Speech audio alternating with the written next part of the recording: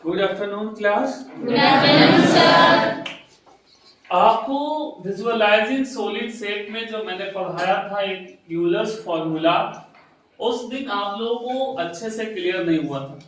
आज हम बहुत सारे सॉलिड शेप्स लाए हैं और इन सॉलिड शेप्स के मदद से यूलर्स फॉर्मूला को और क्लियरली समझने की कोशिश करेंगे। ठीक है, आप देख रहे होंगे आपके सामने बहुत सारे सॉलिड फिगर रखे गए हैं। इनमें से सबसे पहला सॉलिड फिगर जिसको हम ट्रायंगुलर पिरामिड कहते हैं, तो ट्रायंगुलर पिरामिड में टोटल नंबर ऑफ फेसेस कितने होते हैं? ट्रायंगुलर पिरामिड आप देख रहे हो, इसमें कितने फेस हैं? 4 फेस हैं। तो मैं क्या करता हूं, एक टेबल बनाता हूं और एक तरफ लिखता हूं इस फिगर का नाम, इस सॉलिड फिगर का नाम, और दूसरी तरफ फेस लिखता हूं, तीसरे कॉलम में वर्टेक्स और चौथे में उसका किनारा इज लिखता हूं। ठीक है, तो मैं और भी 2 टॉपिक आज करने वाला हूं। आप लोगों को जो क्लियर से समझ में नहीं आया था, मैंने क्वाड्रिलैटरल जब पढ़ाया था तो आप सिर्फ क्वाड्रिलैटरल में sum of all 4 angles of a quadrilateral पढ़े थे, और मैंने कहा था कि और नंबर ऑफ साइड्स जब बढ़ते जाएंगे पॉलीगॉन में तो उसके इंटरनल एंगल का सम भी बढ़ता जाएगा। आप देख पा रहे हो कि ट्रायंगल है, तो ट्रायंगल के तीनों एंगल का सम कितना होता है? 180। और sum of all 4 angles of a quadrilateral 360। तो इस पे चर्चा बाद में करेंगे। इन तीनों पॉइंट्स मेरा आज है, इन तीनों पॉइंट्स पे चर्चा करेंगे। तो सबसे पहले मैंने एक सॉलिड शेप लिया है जिसका नाम है triangular pyramid.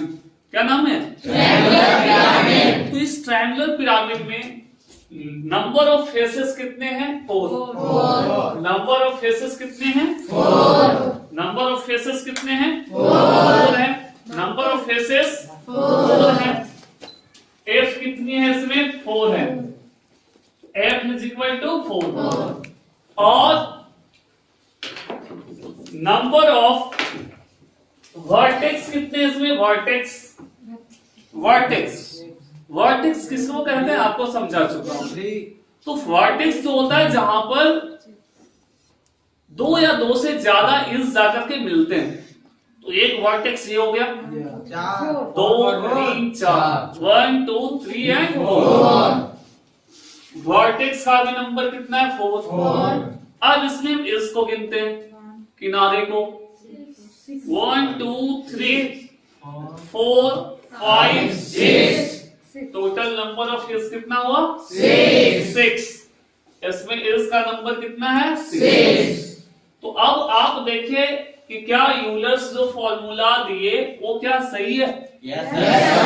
F plus B means 4 plus 4 minus 6. तो 4 plus 4 8 minus 6 is equal to 2.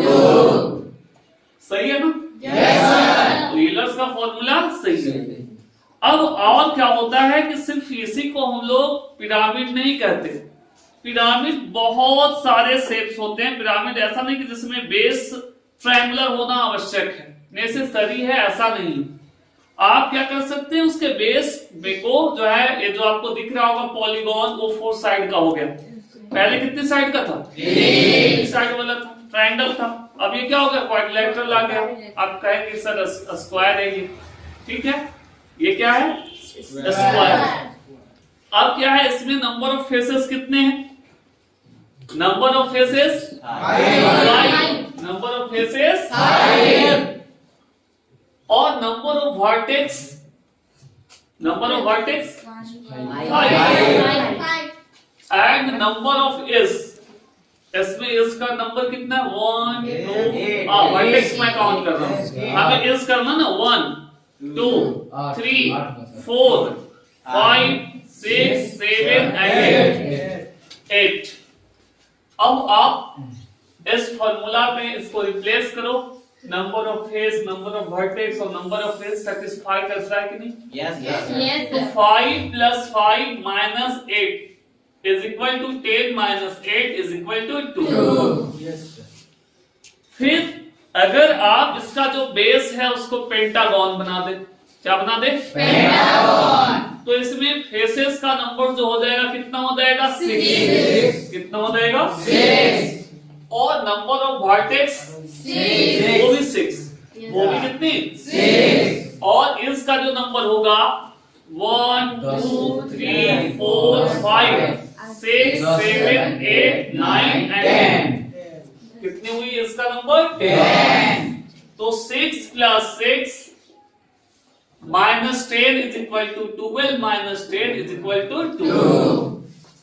अब हेक्सागोनल बेस आ गया, ठीक है ना? इसको हम लोग हेक्सागोनल प्रिज्म कहेंगे।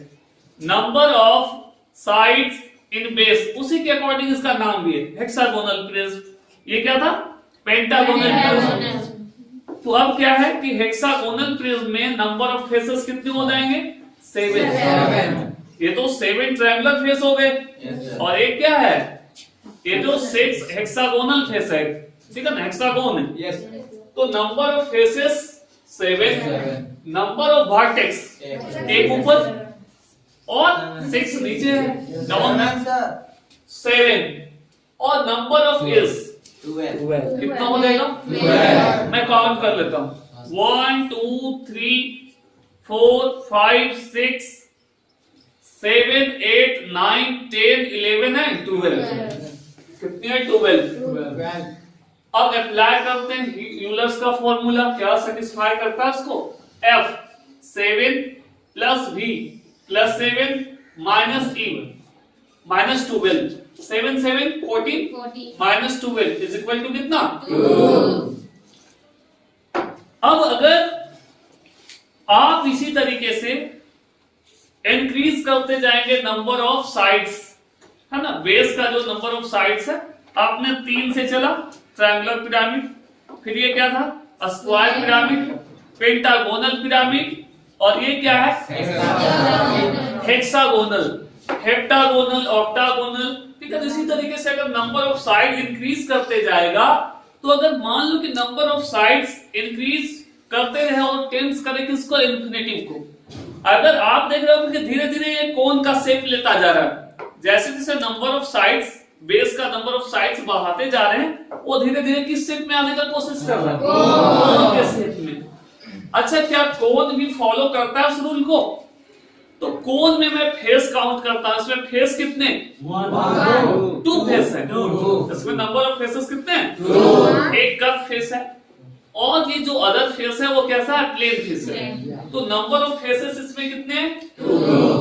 Number of faces 2। और वर्टेक्स कितने इसमें? 1। वर्टेक्स कितने हैं? 1 है। वर्टेक्स कितने हैं? 1। और इस कितना है इसमें? किनारा, जहां के 2 फेसेस मिलते हैं, तो एक कहेंगे हम। क्या कहेंगे? 1। और ऐसे ही ये जो यूलर्स का फॉर्मूला है वो किसके लिए है? Plane solid faces. ये प्लेन में नहीं आएंगे तो कर्व हो गया ना? Yes sir. हालांकि इसमें भी हम लोग चाहे तो अप्लाई कर सकते हैं। 2 + 1 - 1 होगा ना? Face plus vertex minus S, 3 - 1 is equal to 2। अब एक और सॉलिड फिगर है, 3D फिगर है, जिसका नाम है स्फीयर। तो स्फीयर में ये यूलर्स का जो फॉर्मूला है वो अप्लाई होगा? नहीं होगा, क्योंकि ना तो इसमें एज है ना इसमें वर्टेक्स है, सिर्फ एक फेस है जो कैसा है? कर्व है। एक फेस है जो कैसा है? कर्व। तो इसको तो छोड़ देते हैं, ठीक है। और अक्सर आप लोग फिजिक्स में जब लाइट पढ़ते हैं तो आपने इसका देखा होगा, इसका नाम भी सुना होगा, इसको लोग प्रिज्म कहते हैं। क्या कहते हैं? प्रिज्म। तो प्रिज्म और पिरामिड में अंतर क्या है? देखिए, मैंने इसको सामने सामने रखा ताकि आप कंपेयर कर सके अच्छे से। इसका भी बेस कैसा है? ट्रायंगल। और इसका भी बेस कैसा है? ट्रायंगल। लेकिन दोनों में डिफरेंसेस हैं कि बाकी जो इसमें फेस है वो कैसा है? रेक्टेंगल के शेप में, और इसमें ट्रायंगल ही था। क्या था? ट्रायंगल। और दूसरा अंतर कि जो इसका बेस होता है उसी के कॉन्ग्रुएंट एक और भी प्लेन सरफेस इसमें होता है, ठीक है। तो इसमें नंबर ऑफ फेसेस कितने हैं? 5। नंबर ऑफ फेसेस 5, ठीक है। और number of vertex 1 2 3 4 5 6 number of vertex 6 and number of is 1 2 3 4 5 6 7 8 9 number of is 9। अब यूलर्स के फॉर्मूला में इसको हम लोग पुट करते हैं 5 plus 6 minus 9 5 plus 6 11 minus 9 is equals to 2 आ रहा है ना? Yes sir। Cube and cuboid are also a prism। Cube and cuboid are also a prism। ऐसे आप सोचते हैं कि सिर्फ यही प्रिज्म है, नहीं, अगर आप ऐसा सोचते तो आप गलत हो। ठीक है, ये सारे के सारे जो आप देख रहे हैं सब के सब क्या है? प्रिज्म। और जैसे मैंने आपको समझाया कि पिरामिड में number of sides in base base जब इंक्रीज करते जाएगा तो किस शेप में आ जाएगा? कोन के शेप। ठीक उसी तरीके से अगर number of sides in pyramid number of base में क्या होगा? नंबर ऑफ साइड्स क्या करते जाएगा? इंक्रीज करते जाएगा, तो किस शेप में आ जाएगा? सिलेंडर। आप देखो ये थोड़ा थोड़ा आपको दिखने लगा होगा सिलेंडर जैसा। और अभी इसमें मात्र कितने नंबर ऑफ साइड्स हैं बेस में? 5। तो हम लोग इसको पेंटागोनल प्रिज्म कहेंगे। क्या कहेंगे? पेंटागोनल। और इसमें 6 है तो इसको क्या कहेंगे? हेक्सागोनल। तो आप इन सबों में भी अप्लाई कर सकते हैं। क्यूब और क्यूबॉइड जब हम लोग मेंसुरेशन पढ़ रहे थे तो उस टाइम में मैंने बहुत अच्छे से बताया था आपको कि क्यूब हो या क्यूबॉइड हो उसमें नंबर ऑफ फेसेस कितने होते हैं? 6। कितने होते हैं? 6। इसमें कितने हैं? 6। इसमें भी 6 है। तो फेस 6 है और वर्टेक्स कितने हैं? 8 है। और इस कितना है? 12 है। तो देखिए 6 plus 8 minus 12 is equal to कितना हो जाएगा? 2 आएगा ना? 2। और जब पेंटागोनल प्रिज्म में आएंगे तो नंबर ऑफ फेसेस इसमें कितने हो जाएंगे? 7। कितने हो जाएंगे? 7। Number of faces 7। और वर्टेक्स का नंबर 1 2 3 4 5 और नीचे भी तो 5 होगा। कितने हो गए? 10। और इसको काउंट करो तो ऊपर 5 नीचे 5 और 5 खड़े भी है। कितने हैं? 15। आप अप्लाई करो 7 plus 10 minus 15 is equals to 2। इसमें भी आ जाएंगे। इसमें कितने हो गए? फेस 6 और 2 8 ना? हेक्सागोनल है तो 8 हो जाएगा। कितना हो जाएगा? 8। फेस हो गए 8, वर्टेक्स 6 और 6 कितने? 12। और इंस कितने हो जाएंगे? तो 6 12 और 6 18। और आप इसमें अप्लाई करते हो f plus v 8 plus 12 minus 18 20 minus 18 is equals to 2। तो आपने देखा कि यूलर्स का जो फॉर्मूला है f plus v minus e is equals to 2। वो सारे सॉलिड्स में मैंने दिखाया आपको प्लेन सॉलिड्स जो हैं वो क्या करते हैं? इस फॉर्मूले को फॉलो करते हैं। ठीक है, रोक दो, कट नहीं करना, रोक दो। तो यूलर्स फॉर्मूला हम लोग अच्छे से समझ गए। यूलर्स फॉर्मूला कहाँ अप्लाई करेंगे, कहाँ यूज करेंगे यूलर्स फॉर्मूला का? तो यूलर्स फॉर्मूला वहां अप्लाई होगा जब किसी सॉलिड फिगर का फेस, वर्टेक्स और एज इन 3 में से कोई 2 का नंबर पता हो और तीसरे का नंबर अगर हमें फाइंड करना हो तो वहां अप्लाई करेंगे।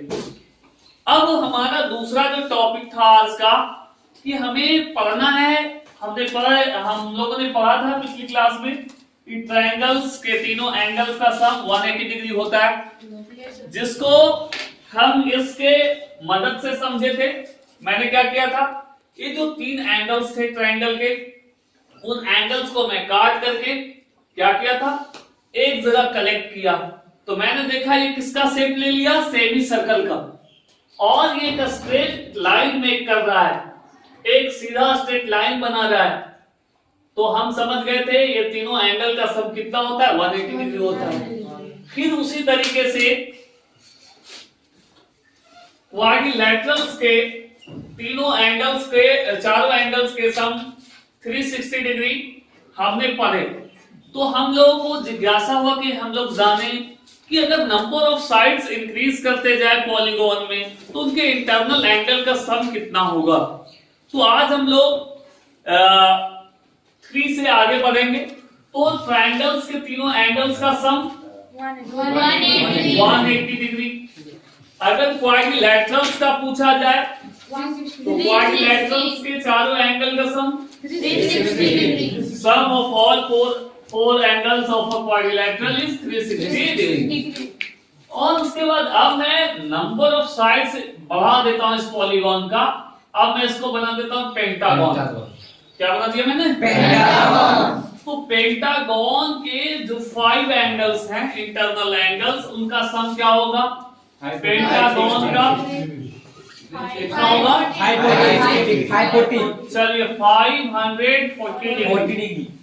अब मैं पेंटागन के बाद हेक्सागन बना रहा हूं। क्या बना रहा हूं? तो हेक्सागन के जो 6 एंगल्स हैं इंटरनल एंगल्स उनका सम कितना होगा? 720। तो मैंने बताया था कि अगर आप इसको भूल जाते हैं तो इसको एक फॉर्मूला एस्टैब्लिश करने वाले हम लोग जिसके हेल्प से आप इन सबों को याद रख सके। तो ट्रायंगल था। अब बताओ ये जो क्वाड्रिलैटरल है इसके एक वर्टेक्स से जितना पॉसिबल डायगोनल खींचा जाना है उसको हम खींच लेते हैं। तो इससे वर्टेक्स से सिर्फ एक ही डायगोनल खींचा जा सकता है। और ऐसा करने से ये ट्रायंगल कितने क्वाड्रिलैटरल सॉरी ये जो क्वाड्रिलैटरल है 2 ट्रायंगल्स में डिवाइड हो जाता है। तो ये जो 2 ट्रायंगल हुए एक ट्रायंगल का कितना होता है? तीनों एंगल का sum 180. Sum of all 3 angles of a triangle is 180 degree. तो 180 डिग्री को हम अगर 2 से मल्टीप्लाई कर दे तो कितना आ जाएगा? 360. कितना आ जाएगा? अब मैं इस पेंटागन में आता हूं। इसके एक वर्टेक्स के पास अब जाओ और वहां से जितना पॉसिबल डायगोनल्स खींचा जाना पॉसिबल है सबको खींच डालो। तो जब हम यहां से डायगोनल को ड्रॉ करते तो 1 2 से ज्यादा नहीं कर सकते, सिर्फ इस वर्टेक्स से किसी एक वर्टेक्स से। तो ऐसे केस में यहाँ पे कितने बन गए ट्रायंगल? 3. कितने ट्रायंगल बन गए? 3. तो 3 को आप क्या करो 180 डिग्री से मल्टीप्लाई कर दो, आ जाएगा। अब देखो तो अगर मैं हेक्सागन में जाऊं तो हेक्सागन में किसी एक वर्टेक्स से बाकी जो रिमेनिंग वर्टेक्स हैं आप डायगोनल बनाओ। डायगोनल नंबर 1 2 एंड 3 और खींच सकते और रोका जा सकता नहीं। डायगोनल्स तो उसमें और भी हैं बट एक वर्टेक्स से यही 3 डायगोनल्स खींचे जा सकते। तो नंबर ऑफ ट्रायंगल हम यहाँ पे कितना देख रहे हैं? 4 हो गए ना? कितने हो गए? 4। तो इसका 4 into 180 कर लिए हम लोग। 4 into 180। अब मैं 7 साइड मतलब हेक्सागन नहीं हेप्टागन कौन बना रहा हूं? हेप्टागन। 1 2 3 4 5 6 7 ये क्या है? तो इसके जो 7 एंगल्स होंगे उन 7 एंगल्स का सम कितना होगा? Sum of all 7 angles of this polygon. तो मैं क्या करता हूं एक वर्टेक्स से पॉसिबल जितने भी डायगोनल से खींचता हूं, बस ये 4 खींचे जा सकते। तो नंबर ऑफ ट्रायंगल्स काउंट करो 1 2 3 4 5 टोटल 5। तो 5 को कितने से मल्टीप्लाई करो? 180। कितने हो जाएगी? 9। तो अब हमें क्या करना है? एक जनरल रूल बनाना है। क्या करना है? एक जनरल रूल। आप क्या देख पा रहे हो? इसमें नंबर ऑफ साइड्स कितने थे? 4। तो मैंने इसको कितने से मल्टीप्लाई किया? 2 से। तो 4 में मैंने 2 क्या कर लिया? माइनस। यहाँ नंबर ऑफ साइड्स कितने थे? 5 थे ना? Number of sides 5। तो 5 में मैंने कितना माइनस किया? 2 माइनस कर लिया ना? तो आ गया 3 into 180। फिर उसी तरीके से यहाँ क्या था? हेक्सागन था। नंबर ऑफ साइड्स इसमें कितने थे? 6। तो मैंने 4 से 180 को मल्टीप्लाई किया मतलब 6 में मैंने 2 फिर माइनस कर लिया। यहाँ क्या था, हेप्टागोन 7 साइड वाला था, लेकिन मैंने उसको किससे मल्टीप्लाई किया, 5। मतलब मैं क्या कर रहा हूँ, हर बार जितना नंबर ऑफ साइड्स है, नंबर ऑफ साइड्स जितने होते हैं किसी पॉलीगॉन में, उसमें 2 माइनस कर लेते हैं, और माइनस करने के बाद उसमें 180 से मल्टीप्लाई कर देते हैं। ठीक है, तो सिंपल सा है कि अगर n साइड का पॉलीगॉन हो, कितने साइड वाला, n साइड पॉलीगॉन, तो इसके सारे इंटरनल एंगल्स का सम क्या होगा, n minus 2 into 180. Sum of all internal angles in n side polygon is equals to n minus 2 into 180. Sum of all internal angles in n side polygon is equals to n minus 2 into 180. आप इस formula के help से किसी भी polygon के सारे internal angle का सम निकाल सकते हैं। ठीक है, और जब पॉलीगॉन हम लोग पढ़ते हैं, मैंने एक चार्ट भी लगाया था, क्वाड्रिलैटरल्स कर चुके हैं, क्वाड्रिलैटरल्स करने के बाद इसको करना था। तो क्वाड्रिलैटरल्स में हम लोग क्वाड्रिलैटरल्स के टाइप्स पढ़े, तो क्वाड्रिलैटरल्स के टाइप में मैंने कन्वेक्स और कनकेव क्वाड्रिलैटरल पढ़ा। तो कनकेव और कन्वेक्स क्वाड्रिलैटरल पढ़ा, तो उसमें डायगोनल का चर्चा भी मैंने किया था। दो वे में मैंने समझाया कनकेव और कन्वेक्स को, कि आप जब कनकेव क्वाड्रिलैटरल में डायगोनल्स ड्रॉ करोगे तो डायगोनल्स क्या हो जाएगा, एक अंदर में आएगा और दूसरा क्या होगा, बाहर में आएगा। ठीक है, तो नंबर ऑफ साइड्स जैसे जैसे बढ़ाते जाते हैं, सारे इंटरनल एंगल का सम भी इंक्रीज करता जाता है। 3 एंगल्स इन ट्रायंगल और इसका सम कितना, 180। इसमें 4 एंगल्स होते, उसका सम 360। इसमें 5 एंगल्स होते, सम 540। और इसमें 6 एंगल होते ना, हेक्सागोन वर्टेक्स में 6, ठीक है ना, तो 720 आ रहा, 720। और अगर हेप्टागोन में जाते तो 900 आ रहा, 900 डिग्री, 7 एंगल्स का सम। अब एक आखिरी टॉपिक हम लोगों को बचा था कि हम लोग कैसे समझ सकते इजी वे में कि किसी पॉलीगॉन में नंबर ऑफ डायगोनल्स कितने होते हैं।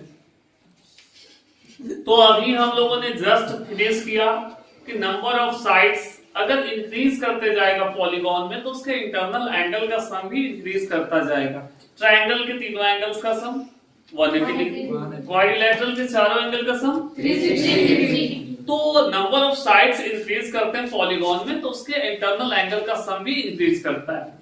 और फार्मूला हम लोगों ने एस्टैब्लिश कर लिया अभी just, n minus 2 into 180, where n is equals to, n क्या है, number of sides, number of side. तो अब एक नया टॉपिक हम लोगों ने डाला है कि number of diagonals in a polygon या इन पॉलीगॉन सबसे नंबर ऑफ साइड्स सबसे कम किसी पॉलीगॉन में होता है, वो है ट्रायंगल।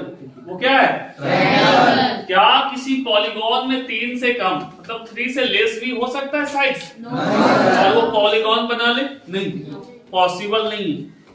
तो सबसे छोटा जो पॉलीगॉन है यही है, ट्रायंगल। और उससे जो भी पॉलीगॉन है, अदर पॉलीगॉन, उसमें क्या होता है, नंबर ऑफ साइड्स उससे ज्यादा ही, 3 से ज्यादा ही होगा। तो अब आते हैं, और इसमें नंबर ऑफ डायगोनल्स, अगर आपसे किसी ने पूछा कि number of diagonals in a triangle, तो नंबर ऑफ डायगोनल्स इसमें क्या होता है, 0। इसमें तो डायगोनल होता ही नहीं।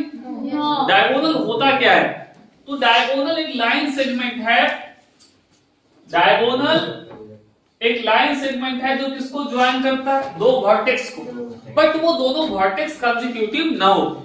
ठीक है, जैसे ABCD इज अ क्वाड्रिलैटरल, तो वर्टेक्स A को B से मिलाने वाले लाइन सेगमेंट को मैं डायगोनल नहीं कहूंगा। AB क्या है, इस क्वाड्रिलैटरल का एक साइड है, बट AC क्या है, इसका डायगोनल। AC क्या है, डायगोनल। और BD क्या है, डायगोनल। तो नंबर ऑफ साइड्स, मैं 2 कॉलम बना रहा हूं, नंबर ऑफ साइड्स और लिख रहा हूं पॉलीगॉन में नंबर ऑफ साइड्स और बगल में लिख रहा हूं number of diagonal, number of diagonal. चलिए तो number of sides 4, number of diagonal 2। अब मैं इसका क्या करता हूं, नंबर ऑफ साइड्स इंक्रीज करता हूं, नंबर ऑफ साइड्स बढ़ा देता हूं इसमें। तो नंबर ऑफ साइड्स इसमें मैं पेंटागन एक लेता हूं, 1 2 3 4 and 5। Pentagon A B C D E और इसमें हमें काउंट करना है number of diagonals, number of side 5, number of diagonals कितने होगा। हम लोग करते हैं इस वर्टेक्स को इससे मिला देते हैं 2, इसको इससे मिला दो 3 4 5। और भी होंगे no sir. Number of sides 5 तो नंबर ऑफ डायगोनल्स भी 5। अब नंबर ऑफ साइड्स इंक्रीज करता हूं, 6 करता हूं, हेक्सागन बनाता हूं। क्या बनाता हूं, hexagon. 1 2 3 4 5 and 6 a hexagon A B C D E F और हमें काउंट करना है इसमें नंबर ऑफ डायगोनल्स 1 2 3 4 5 6 7 8 9 और भी होंगे हो गए 9। तो 6 में 9। अब 7 हेप्टागन बना लेता हूं, 1 2 3 4 5 6 7 बन गया ना heptagon. A B C D E F G। अब इसमें हम लोग नंबर ऑफ डायगोनल्स काउंट करते हैं, number of side 7, number of diagonals. तो डायगोनल नंबर 1 2 3 4 5 6 7 8 9 10 11 और 12 13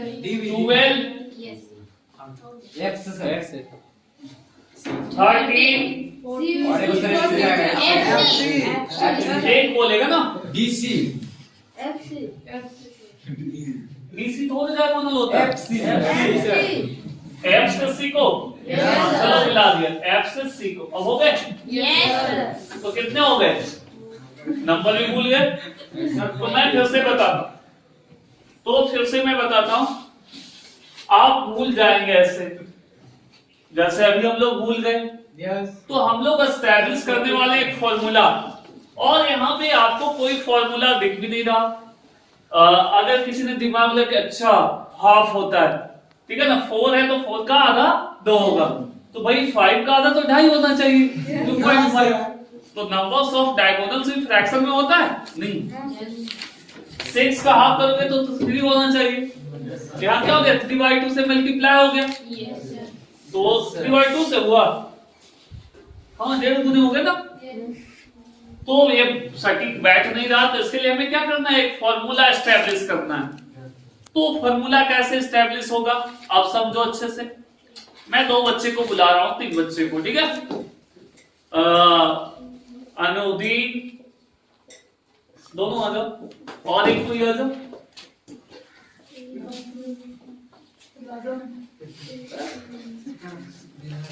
खाली दांत चलेगा।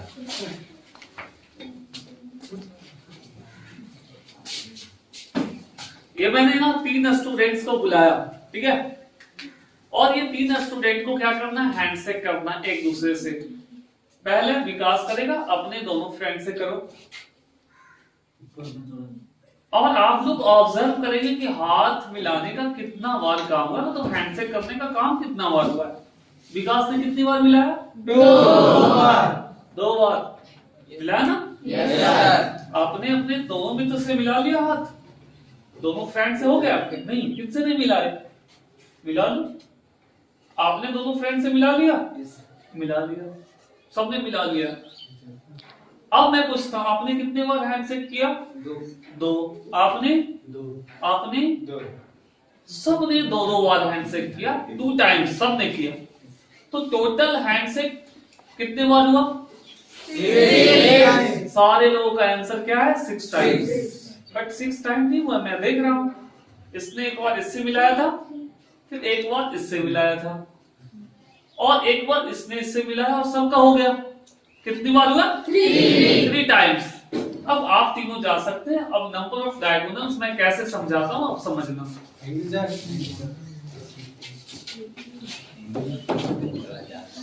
अब आप सोचिए, अच्छे से समझिए। 4 साइड्स, इसमें कितने साइड्स हैं? 4. तो ऐसा क्यों हुआ? ठीक है ना, कि वो तीनों ने तो कहा कि मैं 2 बार मिलाया हूं, मैं 2 बार मिलाया, मैं 2 बार मिलाया। तो 2 दिया, कितना हो गया? 6। 2 3 जा 6 होना चाहिए ना, Yes. लेकिन 3 रह रहा। वाई? क्यों ऐसा हो रहा? ऐसा इसलिए हो रहा कि एक बार जब हाथ मिला रहे हैं तो उसको 2 काउंट हो रहा ना। वो भी कह रहा मैंने भी मिलाया एक बार हाथ, वो कह रहा मैंने भी एक बार हाथ मिलाया। इस वजह से 2 बार काउंट हो रहा है सेम चीज। तो ठीक यहां भी वही होता है। आप देखो, अच्छे से समझो। तो 7 वाले का भी नहीं पता चला ना, मैं फार्मूला एस्टैब्लिश करता हूं, उसके बाद फार्मूला से ही निकाल लेंगे। ठीक है, अब जैसे समझो कि एक क्वाड्रिलैटरल है, तो इसमें 4 वर्टेक्स हैं। कितने वर्टेक्स हैं? 4। तो कोई भी वर्टेक्स को आप कितने लोगों से मिला सकते हैं? अच्छा बताओ, 4 वर्टेक्स है तो अपने अगल बगल वाले से मिल नहीं सकता। जो कंसेक्यूटिव वर्टेक्स हैं उससे वो मिल नहीं सकता। मिलेगा? नहीं मिलेगा। उससे मिलाने वाले लाइन सेगमेंट को हम क्या कहते हैं? साइड कहते हैं। तो अच्छा बताओ, इसमें 4 हैं। कितने हैं? 4। एक तो ये खुद हो गया, खुद हो गए, और 2 से मिल नहीं सकता। मतलब ये कितने लोगों से मिलेगा जाकर? 1 लोगों से मिलेगा ना। ये 1 से मिला, और ये भी कितने लोगों से मिलेगा? 1। ये कितने लोगों से मिलेगा? 1। और ये भी 1। प्रत्येक वर्टेक्स जो है कितने कम लोगों से मिलता है? तो एक तो खुद से मिल नहीं सकता कोई, ठीक है, और अगल बगल वाले जो होते हैं कंसेक्यूटिव वर्टेक्स, उससे नहीं मिलेगा। तो 3 लोग घट जाते हैं। कितने लोग घट जाते हैं? 3। नहीं समझ में आएगा। 1 2 3 4 एंड 5। लो, मैंने क्या बना लिया? पेंटागन। अब बताओ, इसमें vertex A B C D E है।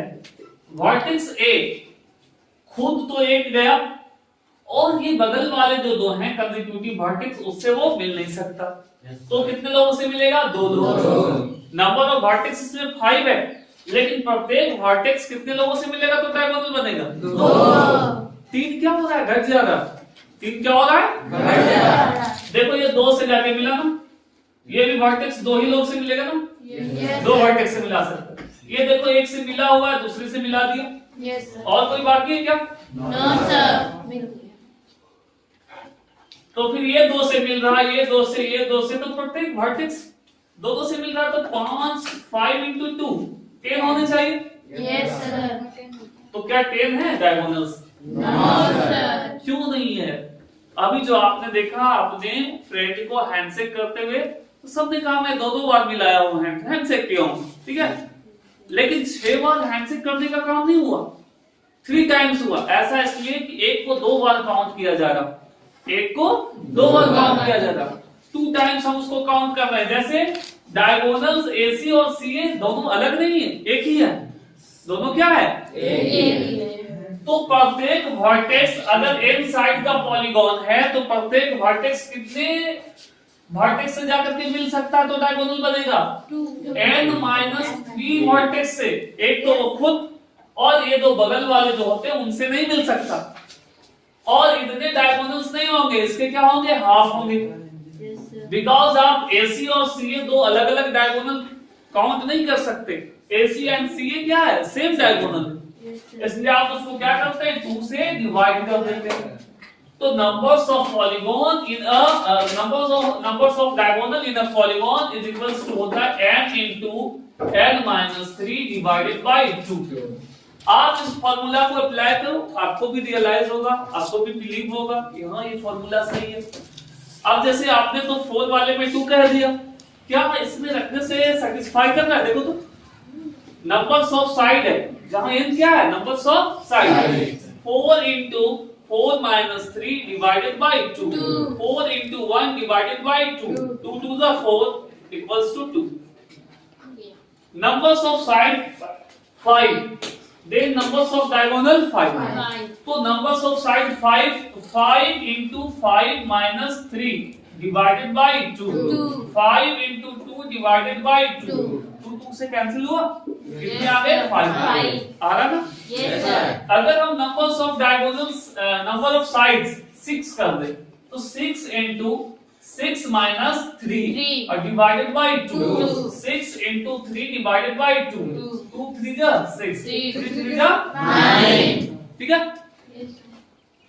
और उसके बाद numbers of sides जब 7 हो जाएगा तो नंबर्स ऑफ डायगोनल्स क्या होगा, यही हम लोग निकाल रहे थे और इसको निकालते हैं फॉर्मूला से। तो 7 into 7 minus 3 divided by 2, 7 into 4 divided by 2, 2 to the 4, 7 into 2 कितना हो जाएगा? 14। कितने डायगोनल्स होंगे? 14। ठीक है, तो डियर स्टूडेंट्स आज हमने 3 अलग अलग टॉपिक्स को टूल्स के मदद से और समझने का कोशिश किया। आर्ट लगा करके, टॉय के हेल्प से, ये जो सॉलिड शेप्स हमने लाए उसके हेल्प से समझने का कोशिश किया। और वो 3 टॉपिक्स क्या क्या थे? पहले तो एक Euler's formula a plus b minus e is equals to 2 and दूसरा जो टॉपिक था हम लोगों का, दूसरा जो पॉइंट था वो ये था कि sum of all internal angles of a polygon. तो उसमें हम लोगों ने पढ़ा n-2 into 180 डिग्री। और तीसरा जो आखिरी में था कि किसी भी पॉलीगॉन में कितने डायगोनल्स हो सकते हैं, तो डायगोनल्स निकालने का एक फार्मूला हम लोगों ने एस्टैब्लिश किया। वो फार्मूला क्या है? n into n-3 divided by 2, जहां n क्या है? Number of side. तो थैंक यू, आशा करते हैं कि आप लोग इन तीनों टॉपिक्स को अच्छे से समझ पाए होंगे। Thank you.